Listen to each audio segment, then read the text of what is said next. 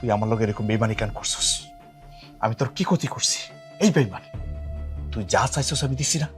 এই 8টা বছর আমার রক্ত পানি করে তোর কাছে টাকা পাঠাইছি, তোর কোন চাওয়াটা আমি অপূর্ণ রাখছি? তুই যখন যা চাইছস আমি দিছি, টাকা চাইছস টাকা দিছি, স্বর্ণগড়া চাইছস স্বর্ণগড়া দিছি, কি দেই নাই তোর?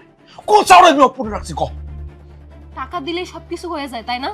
তুমি যে বিয়ার 2টা মাস পরে গেলা, 8টা বছর তুমি আমার কি আশা পূরণ করছো? আমি তোমার কাছে কি টাকা চাইছিলাম? আমি যে তোমার আদর চাইতাম, ভালোবাসা চাইতাম, তোমার সময় চাইতাম, তুমি আমাকে দিতে পারছো?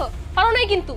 ও এখন এই কথা, এখন যখন সবকিছু আমি দেখে ফেলাইছি, সবকিছু বুঝা ফেলাইছি, তোর চরিত্র কেমন আমি জানা ফেলাইছি, এখন আমার উপর দোষটা পাইতেছে যে আমি তোর সময় দিই নাই। এই বেইমান, আমি সবসময় দেশে আসতে চাইছি না? আমি যতবার ছুটি নিতে চাইছি তুই কি কইছস যে ছুটি নেওয়ার দরকার নাই, আমাকে একটা ভবিষ্যৎ আছে, ছেলে মেয়ে হইলে তাদের ভবিষ্যৎ আছে, তাদেরকে পড়ালেখা করাই দিব, টাকা পয়সা লাগবো, টাকা পাঠাও, আশা লাগবো না, বুঝছস না?